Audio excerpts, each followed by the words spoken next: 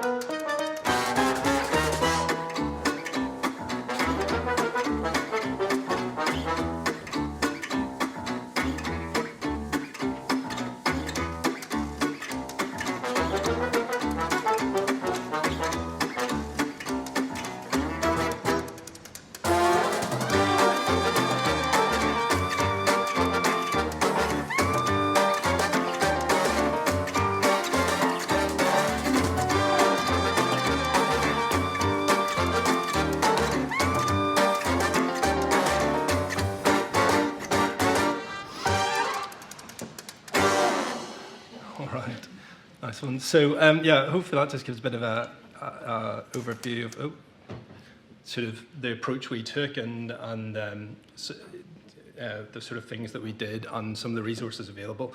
So feel free to have a look on the website, and it's got all that stuff on there.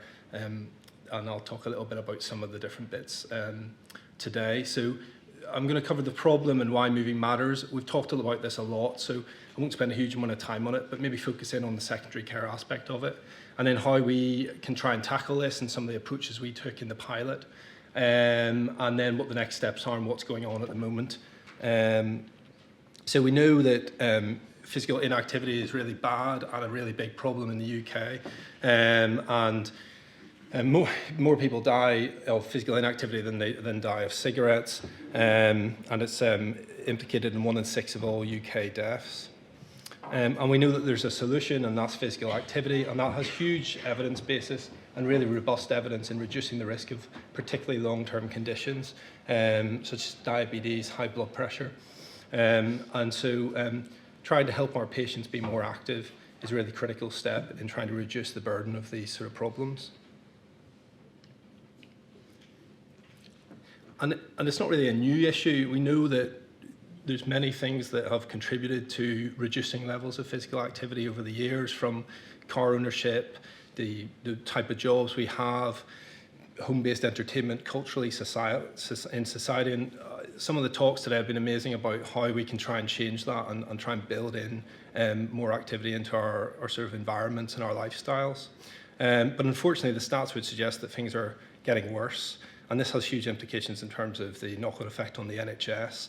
And it's a bit of a vicious cycle, isn't it? So as people have less levels of activity, they get more problems, more diseases, they become less active, and the whole thing goes round and round. So this is about trying to break that cycle. And we know that healthcare isn't it's not going to solve all this on its own, but it's one of the critical pieces in the puzzle to trying to tackle this problem, along with some of the other things. And the conference today has brought together lots of different strands of this to try and all talk together, which I think is really important. So I'm going to focus in on the part of healthcare which is secondary care. So OHID and previously Public Health England have this program called Moving Healthcare Professionals, which we are part of.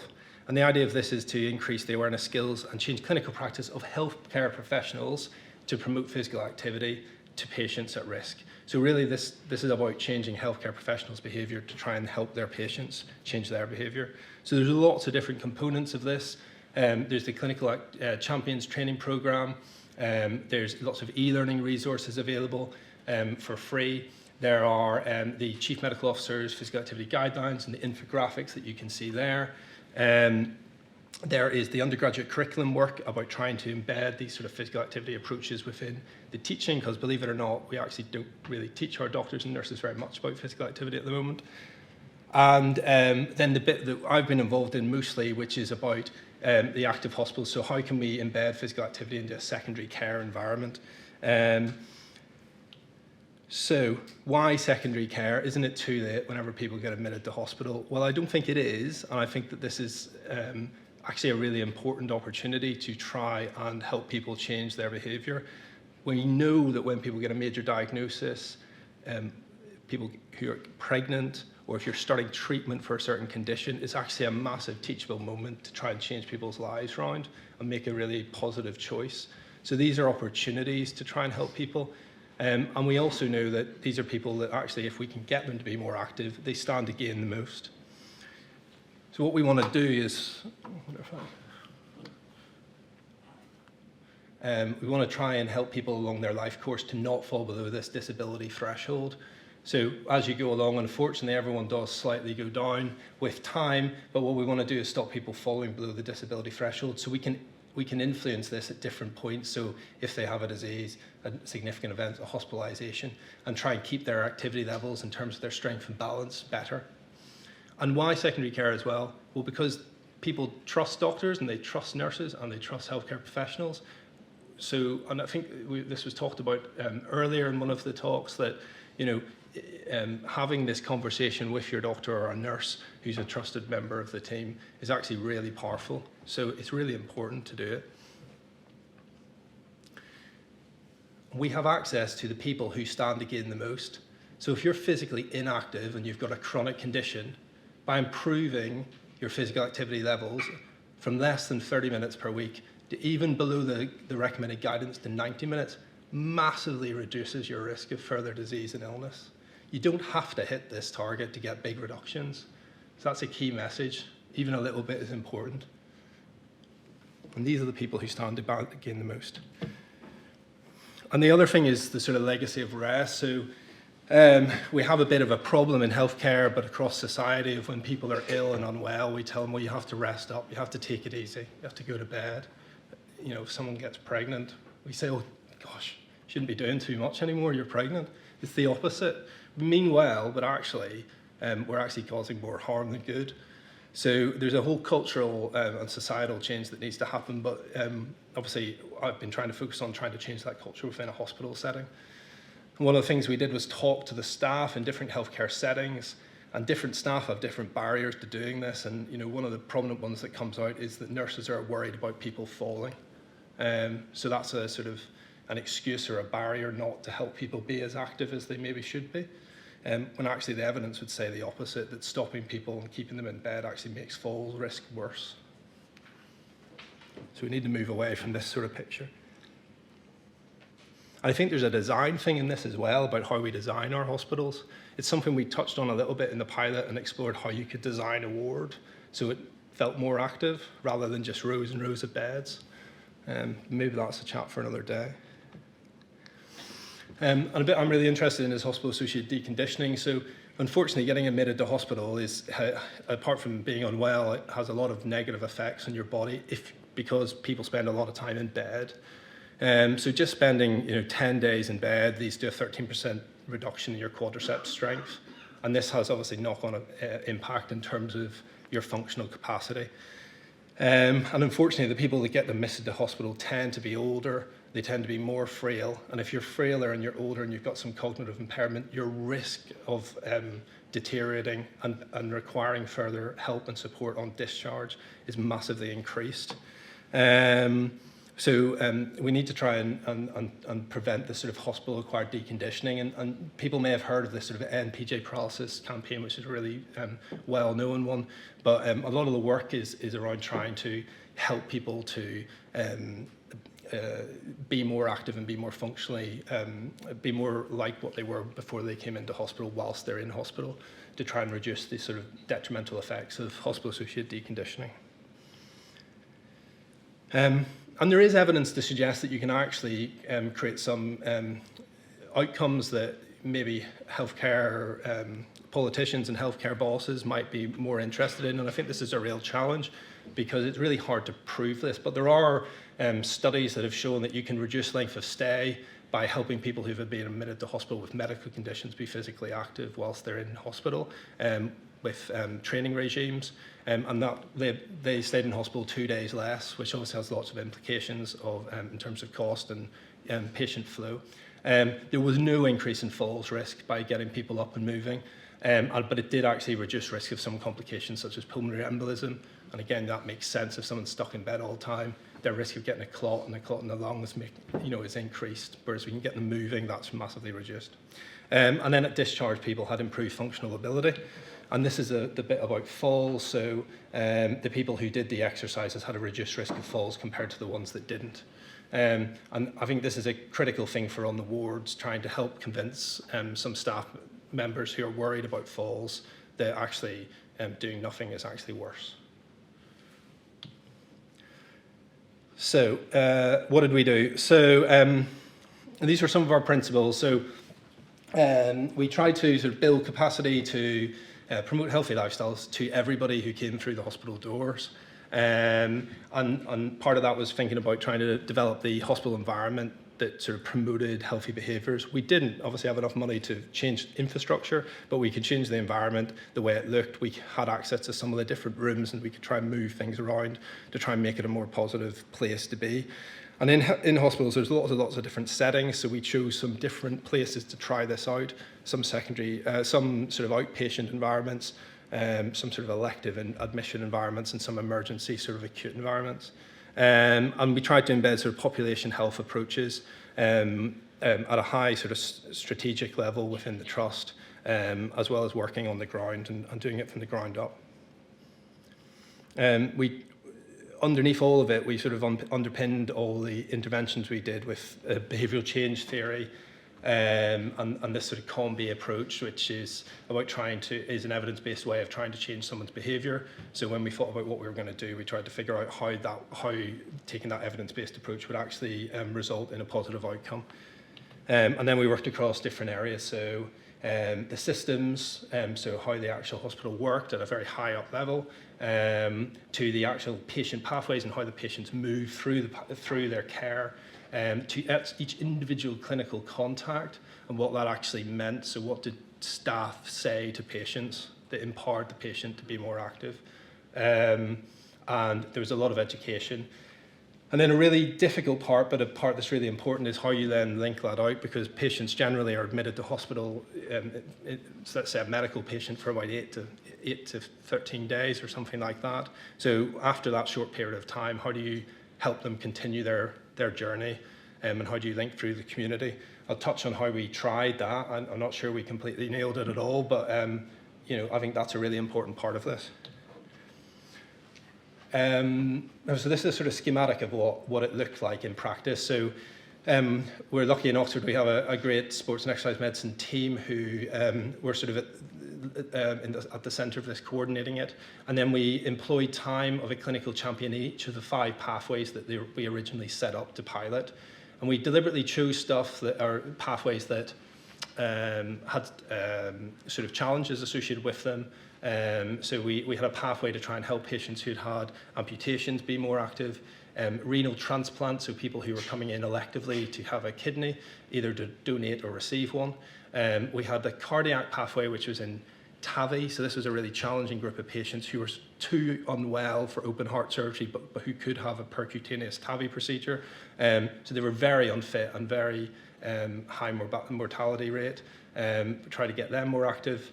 The medical pathway was the active ward, and the maternity pathway, which I'll touch on in a minute, so for pregnant ladies who had gestational diabetes. And then there was this community navigator role, and we were able to employ someone to try this out and trial what it would look like to help navigate across all the community resources in Oxford. And then I think we talked about this earlier, or someone talked about this earlier, about mapping out what exists. So we tried a bit of that, and we tried to tap into what was going on in Oxfordshire and see what resources were out there. So I've just picked a couple of bits of this to show you, because otherwise this talk would go on for hours and hours. But the medical ward, or our active wards, I think are a good one to touch on. And there are some other active hospitals, which I'll talk about in a second, which are trying out some of these things as well. So on the active ward, initially we had a clinical champion who was a nurse who was really motivated, and we bought some of her time from the ward to dedicate to this project. And then she was able to get a little band of people who were also interested and sort of try to inspire some culture change on the ward to try and help the patients be more active whenever they were admitted. And the patients on this ward are elderly, they're frail, they've got multimorbidities, and they're quite unwell. What we noticed when we audited what was going on was that the days that our clinical champion was there was lots of activity and things looked great, and when she wasn't on shift, nothing happened. So we were kind of a bit disappointed, but it helped us to make the case that maybe what we need is more investment to try and help do this. And we were lucky enough to be able to get these ARSWs, advanced rehab support workers. I didn't come up with a name, but essentially dedicated resource on the ward to deliver physical activity interventions and the sort of social side of the patient's experience. And then we developed a whole lot of resources to help them. So there are functional exercise programs that patients can do on the bed, when they're sitting, when they're standing, and that's linked to a simple assessment that any healthcare professional can do that looks at their mobility, and then it tells you which exercise program is suitable for them. No equipment is required, but if there is, we got some equipment, we made a video, there was a promotional stuff on the wall. This is the chief executive coming and visiting the ward, that's our clinical champion, that's the sister, that's our physio. And we trained the staff to have these active conversations in a positive way. We did lots of education about falls. And we developed this sort of visual called an ICANN, which was trying to get around one of the problems in hospitals at the moment is everything's on a computer, so everyone's like this. And this was like a visual representation above the bed that said that this patient actually, this is their functional capacity, this is what they could do before they were admitted, so this is what we should be aiming for. So for example, they need one stick to get to the toilet, because what unfortunately happens is that that information is buried in a computer system, so therefore what happens is you don't have much time, so the nurse or the healthcare assistant says, oh, I'll just get you the commode and you can do it by your bed. So the patient doesn't really get out of bed, they don't walk, and their functional capacity goes down. So we want to try and help people be as active as possible, quickly and easily, so they can be assessed quickly. So that's what we did in the ward. And then that was the community navigator who helped to try and negotiate the huge number and complicated range of things that were available all across Oxfordshire, and it's constantly changing. We tried to make a map of this, and it was really good at the time that we made it, and then like 3 months later it was out of date already. So I think what's probably the best thing for this sort of thing is to try and use like the actual council's sites, which people are employed to update on a constant basis. But mapping this up is really important. The whole process was independently evaluated, and to look really in terms of phase one at our pilot at feasibility and sustainability. And the outcomes were that it was feasible to do this, it was acceptable to do this, and that there was some elements of sustainability in there. And so there was further funding for the next round of active hospitals I'll talk about in a second. But there was 3 key things that they came up with. You need to try and have a supportive context in which to implement this. Some dedicated resources important to actually deliver the interventions on the ground, and having some senior leadership to try and navigate the system locally is important. So I'm just going to run through a few of the outcomes briefly. So this is a survey about working with the advanced rehab support workers, and all the feedback is positive. I find the exercises helpful. It helped me get better quicker. I enjoyed it. I will continue to use the exercise when I get back home, and I would recommend working with the rehab support workers. And one thing that strikes me about this is that it's about the quality of care that patients receive whenever they're in hospital. It's about the quality of the experience they receive whenever they're in hospital. And the rehab support workers started work literally at the beginning of COVID, and they were such an invaluable resource during COVID, helping patients to communicate using iPads, etc. Those sort of soft things. Hospital admission is scary, it's boring, and this sort of stuff I think gets forgotten a little bit because it's hard to measure. But I think it's really, really important. And some of the sort of quotes from the patients that were really lovely to see. So obviously, some of this is we haven't got hard numbers, and it's very hard for me to, I'm not going to stand here and prove that these guys have managed to reduce admission rates, but the admission rates haven't gone up, and our complication rate hasn't gone up, and we haven't had more falls. But I think the quality of care has gone up. The staff agreed as well and found that they were useful and they understood what was going on. And these were some of the comments from staff. So the experience and well-being was better on the ward. Patients were more active. There was reduced burden on staff. It was supportive. There was improved morale. Patients were more mobile. Patients were enjoying themselves more. They were calmer. And there was more engagement and motivation. Somewhere we do have some nice stats are the, that's all done a bit. Yeah, there you go. So is the maternity ward, or so in the maternity pathway. So this is about system change. So what the maternity guys did in that little project, which was in that stream, which was really great, was they managed to integrate the change within the system. So when ladies attended for their booking appointment when they were pregnant, they had to be asked by the midwives about physical activity levels. Now, prior to this, they had to be asked about smoking, they had to be asked about alcohol, but they weren't. It wasn't compulsory to ask about physical activity. So we managed to make that change. And we did a physical activity calculator, which was basically how often are you active for how many minutes. And then it could calculate whether you're making the physical activity guidelines. We've now had 32,500 women assessed since 2018 to 2022. And you can see we're getting some really nice data about what the physical activity levels are for these ladies. And it's 60-40 in terms of meeting the guidance, which is probably slightly worse than the national data. And there was a significant association between being overweight with a BMI of over 30 and being less active. So we're starting to get data to try and help us target some specific groups within this cohort. And patients who then had gestational diabetes during their pregnancy, they went into a special sort of pathway to try and give them some motivational interviewing support. And we found that we could then massively improve their physical activity levels.